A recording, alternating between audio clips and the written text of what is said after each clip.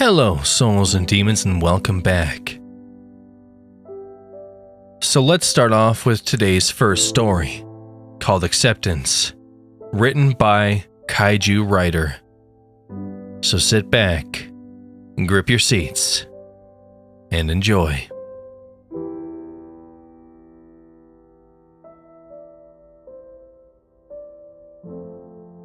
"4 years. It's been 4 years since the day. The day when I sat like a begging dog while holding her hand. Tears strew down my face as I watched as she barely spoke with tubes and wires that were in a strange cryptic cacophony around her. I remember all of the should've, or if only, the doctors and nurses spew in my face. Yet, did they even try? The most beautiful and caring woman I would ever love laid on that bed like a gasping fish on a hot summer day. Damn them and damn their Hippocratic oath. But damn to hell that disease that did this to her. I couldn't believe that in this world of vile and dread, that I couldn't keep that one source of sunshine in my life. She had been taken from me, leaving me alone in this world. I beg, plead, and eventually curse the ones above who allowed this all to happen. Why did she have to die? Why did you take her from me? Wouldn't another suffice? Perhaps one that does wrong? Why did you have to make the rest of my life casted in ever cloudy nights? For years, I felt my questions would go unanswered. But on a foggy night, he appeared. I had given up on everything that night. I couldn't live anymore without her, and, like the coming storm that dwelled within me, I flooded with emotions. I stood up above the rushing river water onto that rusty, rickety bridge. As I watched the water come rushing downward, imagining how my body would be carried off and cast down upon some embankment, only for later for any sort of creatures to feast upon me.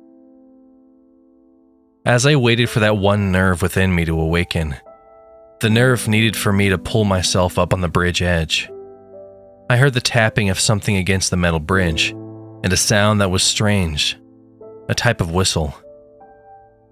It seems to be a mix of a wolf howl with that of a train whistle. I turned to the sound only to see a thinly tall man, dressed in a long black trench coat and top hat, an outfit reminiscent of a person from the 18th century. His walk was strange, and in his hand was the cane that made the tapping sound. He stopped in front of me, yet I could not see his face, for under his hat I saw nothing but blackness. Before I could speak, he rose his head slightly for the moon to light the bottom of his face.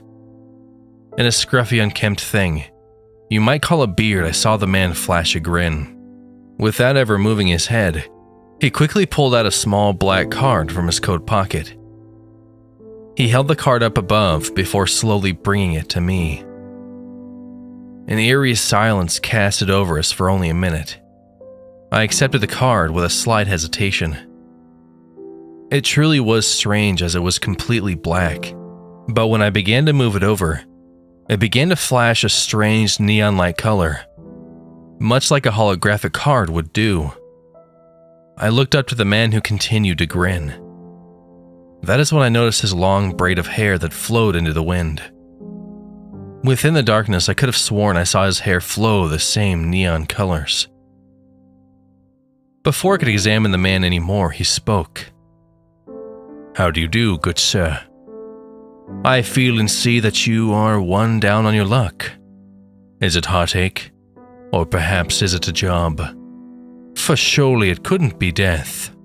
He spoke in a rhyming fashion. I looked away from the man, turning my gaze back to the water below. The man's head turned with mine. Then I heard him snicker. He held up his cane, to which caught my gaze. On top of the cane there was a small glass orb, just like a snow globe. I tried to glance what was inside, only for him to snicker again and remove it from my sight. "I guess it is death. But why, pray tell, do you wish to end it?" I can see that you lost someone who's dear. Then tell me, my friend, what would you do if you could see them again? I stared at the man, both confused and bewildered by what he said. Just in the moment, the orb on his globe started to glow, pushing away the fog that surrounded us. He held it forward and said, "Do you wish to see her ever again?" "What do you mean?" I asked. The man continued to grin. "Just what I ask. If you wish, I can let it be so that you can see her again." I gave a look with a raised eyebrow. Surely what he said couldn't be true. No, it couldn't. It shouldn't be possible. I shook my head. It's not possible. Even if you could, you must have powers like that from above. The man slammed the bottom of his cane hard on the rusty bridge. A loud bang erupted that it shook nearly the entire bridge and trees that surrounded the area. I feared that he would cause the bridge to collapse. He held up one of his skinny fingers and shook. "No, my friend doesn't go comparing me to some old fool. But what you offer is something like that. Unless, of course, you're the devil coming to steal my soul with false hope." The man shook his finger again. "Don't lower me to some candy-giving fool. I don't offer hope, nor do I offer pain. I only come here today to offer this to you." "Then why do you offer this to me?" I asked the man. The man came closer, wrapping his free arm around me. He held forward his cane, bringing the orb closer to my eyes. "You see, my dear friend, I'm one who comes calling when someone is in pain or in dread. I wish to help them accept and move on. If you don't wish, then I bid you farewell. Yet if you do, then let me know and I'll heal you instead." I can see my wife. Is that what you're saying? "If that is what is needed for you to heal over her death," the man said, "then my friend, that is what I do." The man walked away from me, releasing me from his arm. He spun around, his long dreadlock twirling like snakes. I couldn't grasp what was going on. This was all too sudden, but there was something strange about this man. For though his voice was calm and collected, there seemed to be something hidden within it. Though I felt no dread from this man, there gnawed at me something that lied deeper in him. Yet even so I did ponder, could this man help me get over my wife's death? I glanced back at the rushing water, my first option as I muddled over the man's offer. What else could I lose? For if worse comes to worse, the only thing the man could do was kill me. But then if he did, I could be with my wife again. A horrible thought to think of, but nonetheless, it's an option. I nodded my head. "I take your offer. I mean, you saw what I was going to do earlier. What do I have to lose?" The man grinned. He lifted the orb to my eyes. I watched as a substance like snow swirled around inside the orb. As the swirling grew intense, so did a bright light. A light like that card in the man's hair from earlier. I watched in a daze as the light took over me. In a flash, I woke in bed, confused, dripping in sweat. Had everything I experienced just been a dream? I looked over at my nightstand to see a tall, empty bottle. I guess I must have fallen asleep with a drink. Before I could continue to think of what would happen, my ringing alarm barred me from my bed.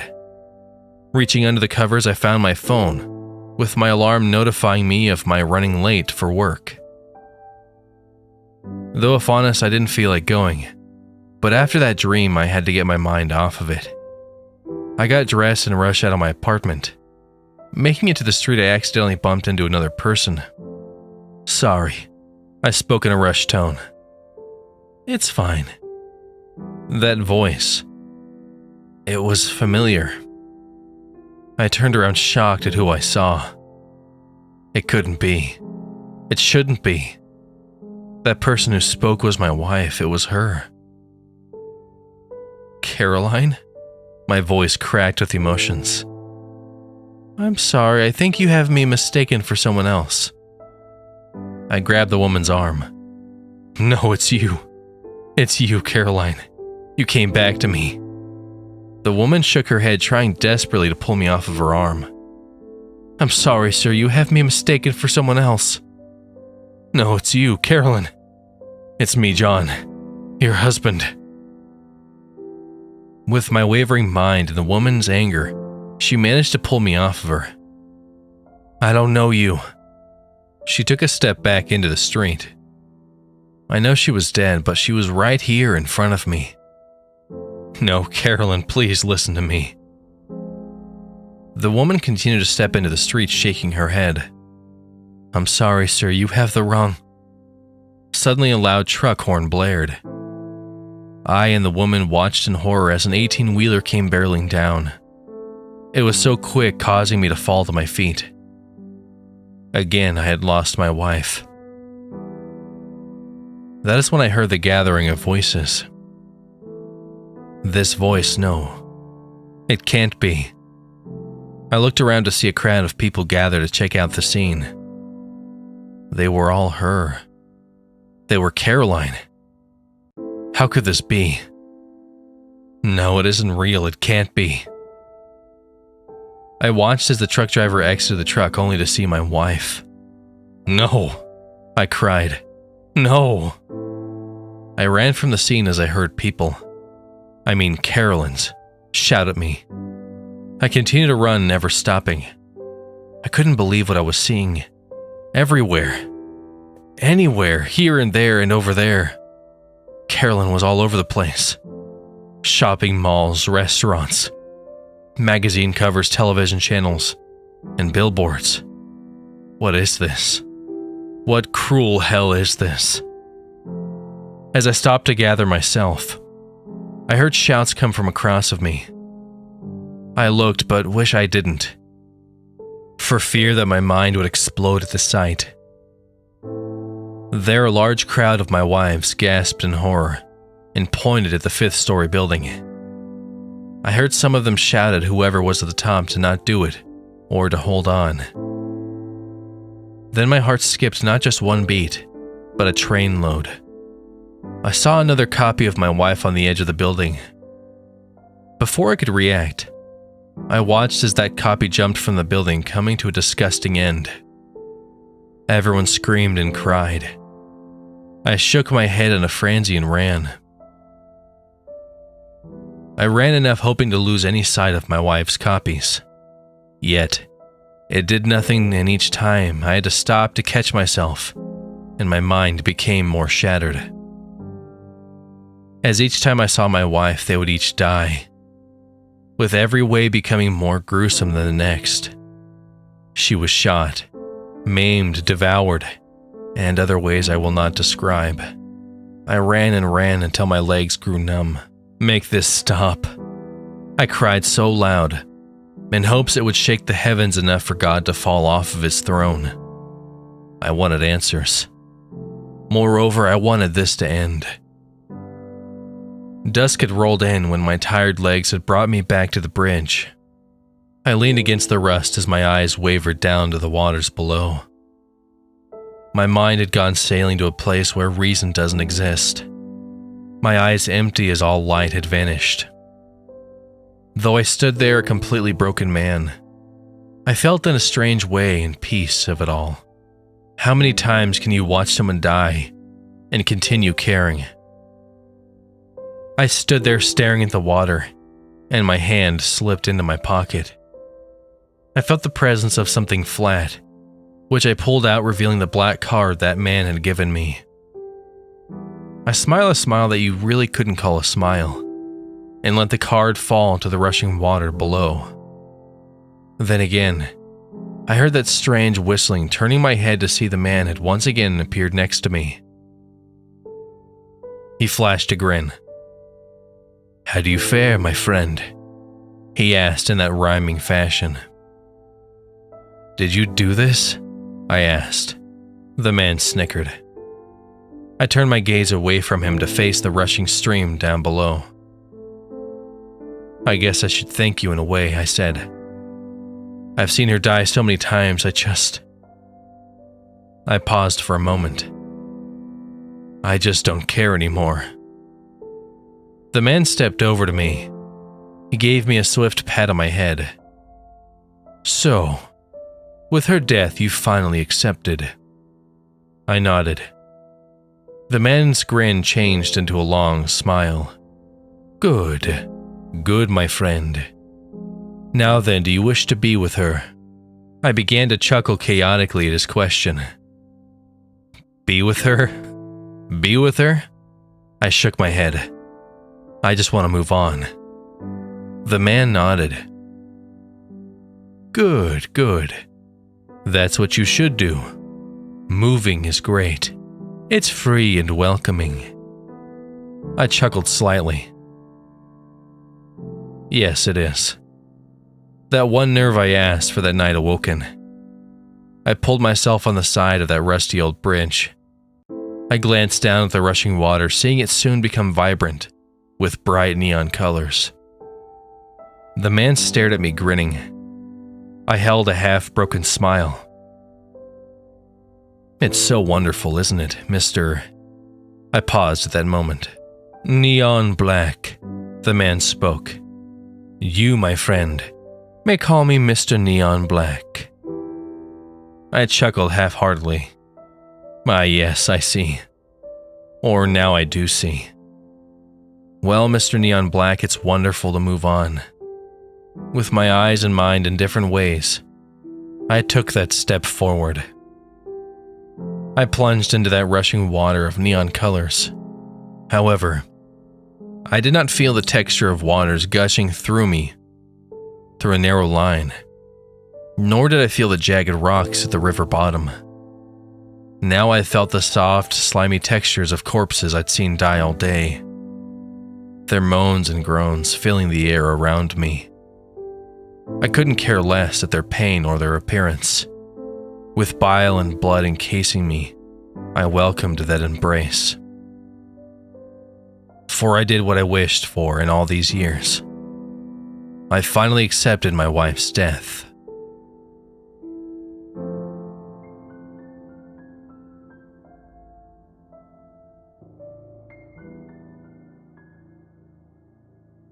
Message to temporary employee.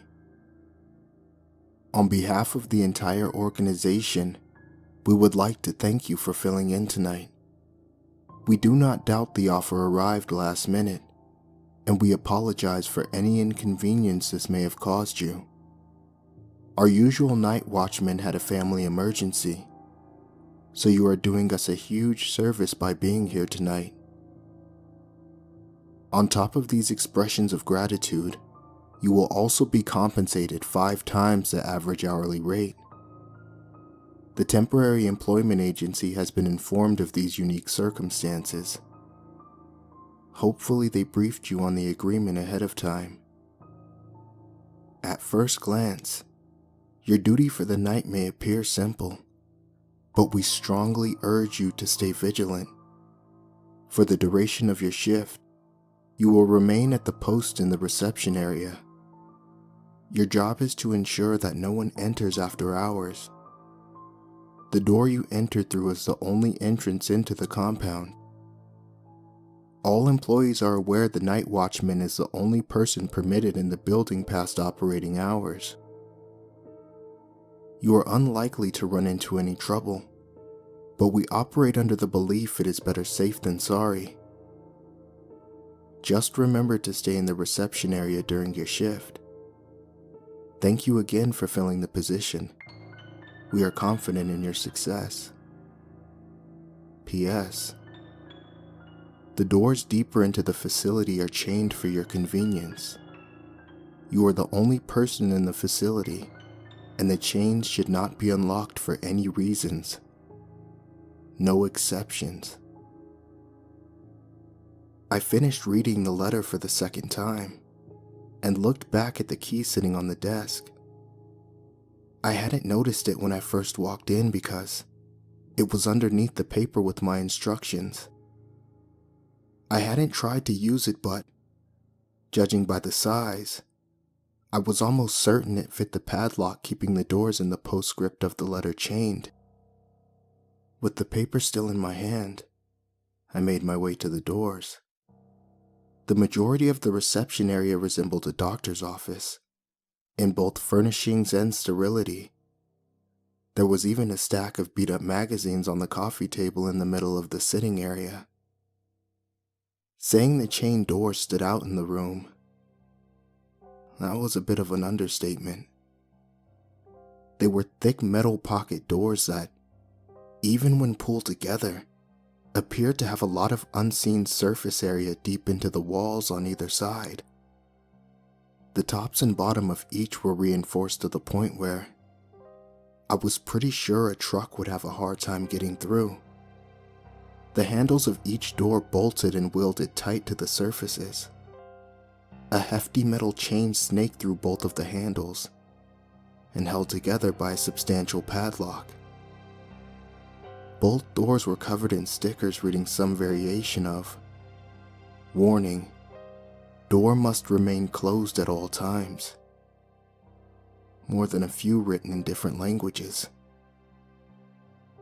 For a short time, I stood in front of the massive doors before returning my attention to the key on the desk. I tried in vain to piece together why someone would say there are no exceptions to keeping a door closed, but leave the key so easily accessible. Especially someone who didn't even require a proper background check before being hired for a single night.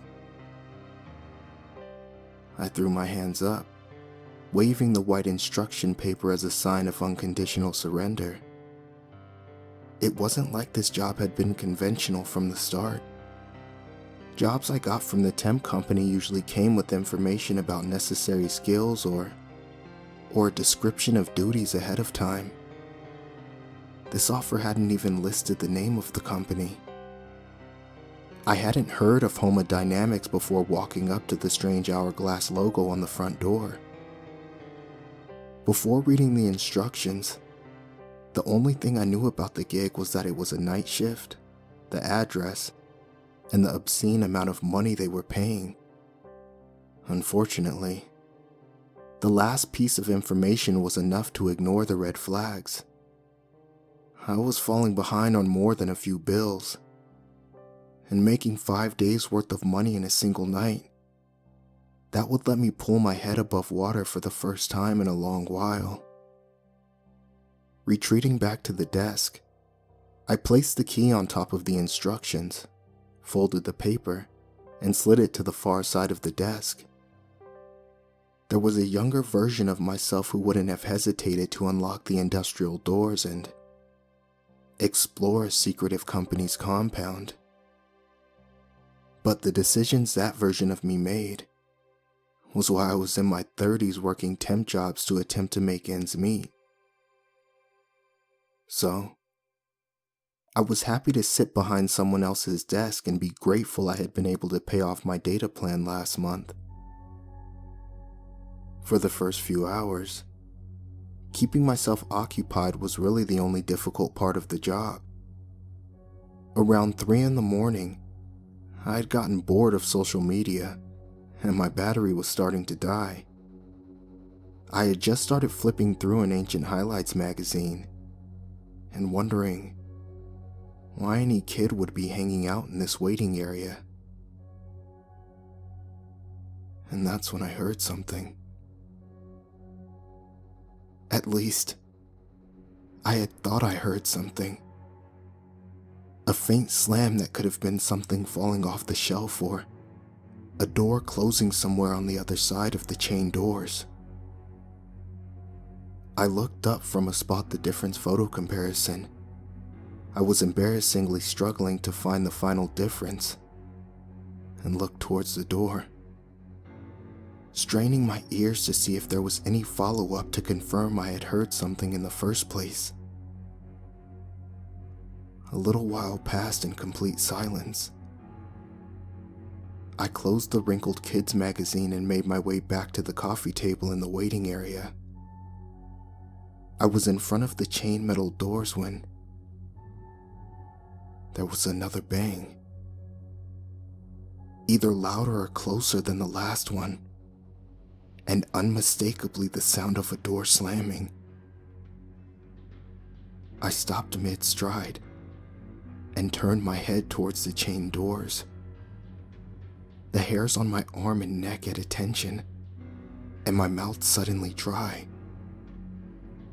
In my mind, I reread the part of the instructions telling me I was the only person in the facility, and there was only one way into the building. Another extended period of total silence. But I wasn't able to shrug this one off. I could feel my heart beating in my chest, but I was feeling bold. I came to the decision that if I could get closer to the door, I might be able to hear better.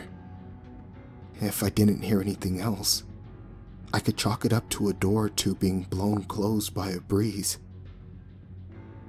I made my way towards the chain doors, being sure to walk as quietly as possible. Deep down, hoping if somebody was in the building, they hadn't realized I was here too.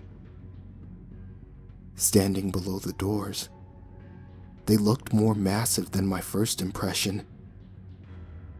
Again, standing quietly, trying to hear anything on the other side of the door. I closed my eyes in some attempt to focus more on my hearing. There wasn't another slamming door, but a few times, I thought I heard something. A repetitive soft tapping, just at the edge of my range of hearing. But it was possible my mind was playing tricks on me.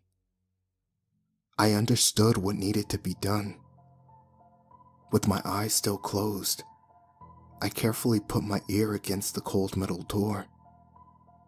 I kept my breathing shallow and steady, to not pollute my ears with any extra noise. And I listened. I didn't hear anything right away, but as my ear adjusted, I could tell there was definitely something making noise beyond the doors. A chill washed down my back, and I realized it was closer to me than the slammed doors had been. The taps were constant in their production, but not in location, moving back and forth around the building, sometimes getting closer, and other times further away. Footsteps. I stifled a gasp when I came to the realization. I was certain they were footsteps, but there was something off about them. There were too many at any given time to be a single person, but they moved too uniform from place to place to be a group of people. A cold sweat came over me when I started wondering what combination of that information could mean. I knew I needed to get away from the door and let someone know, but my instructions hadn't left any contact information. Pushing gently away from the door, I wondered if there was maybe a phone number in the desk drawer.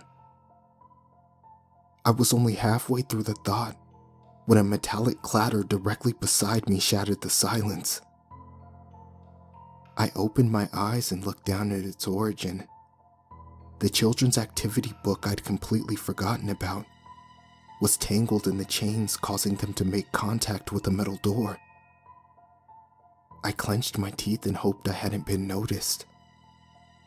For a short silence, I was hopeful, but that hope quickly evaporated as I heard the footsteps.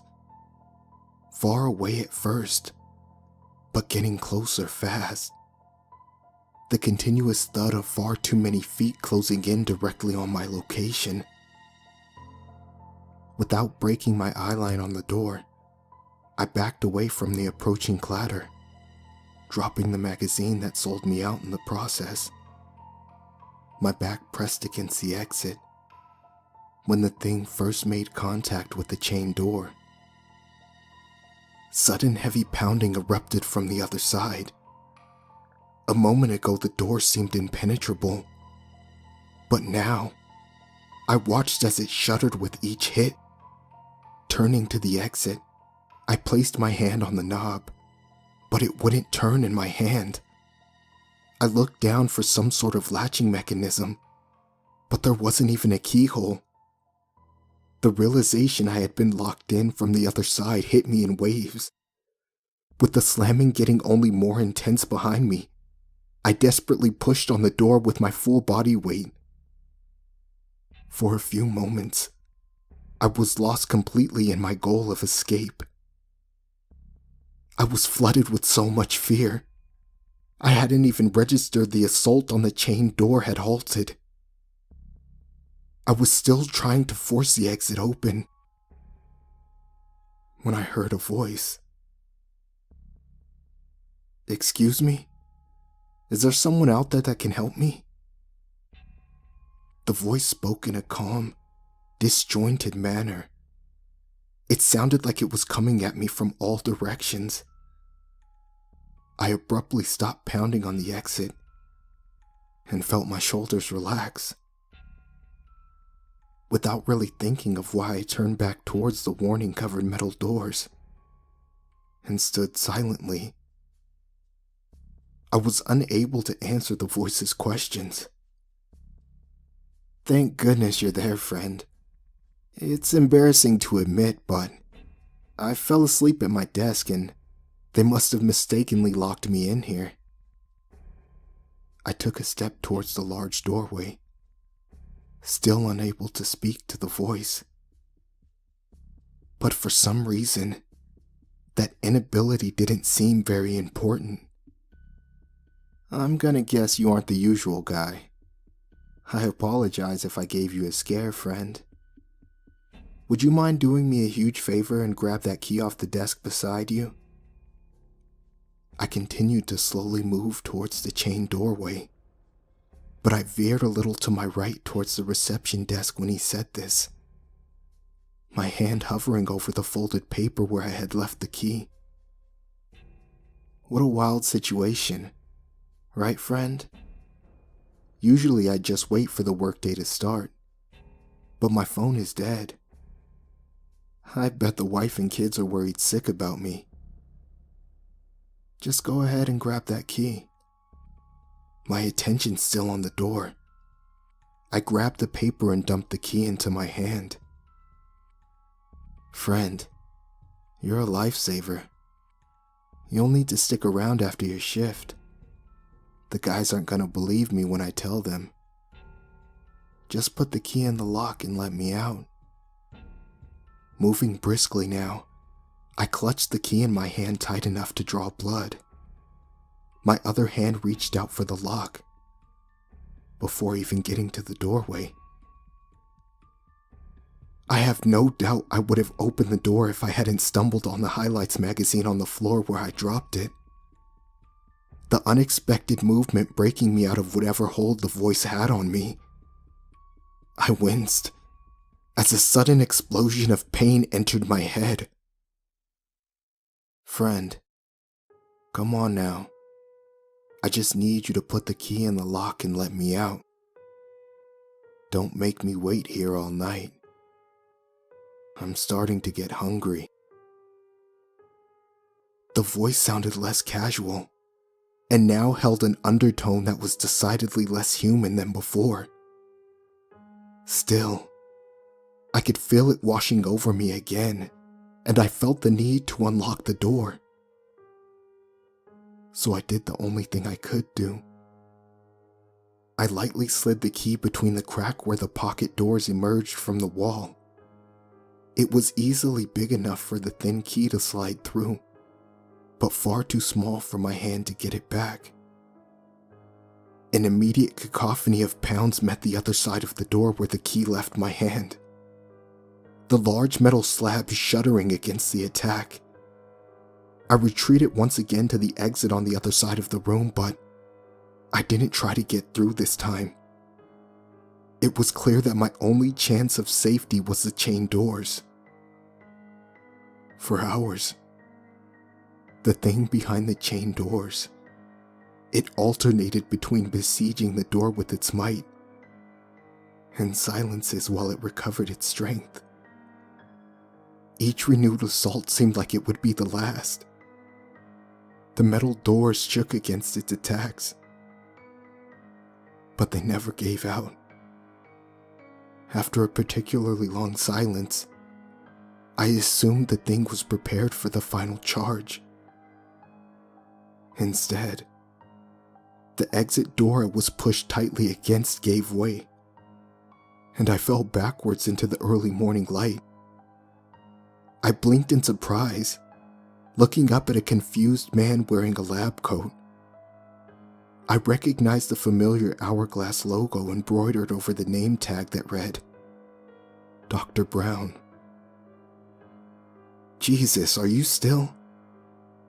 Dr. Brown started to say, but caught himself before he finished. "I mean, you must be the temporary night watchman. Nice to meet you." Maybe I should have pressed him for answers or even gotten up and punched him. But in that moment, I just continued to lay on the ground in disbelief. "Well, looks like great work tonight," Dr. Brown said insincerely, while craning his neck to look at the reception area. "Looks like the door is still locked. Do you mind heading back in for a coffee or tea?" I was on my feet before he finished the sentence and sped out of the parking lot as fast as possible. My last memory of the building was Dr. Brown in the rearview mirror on the phone.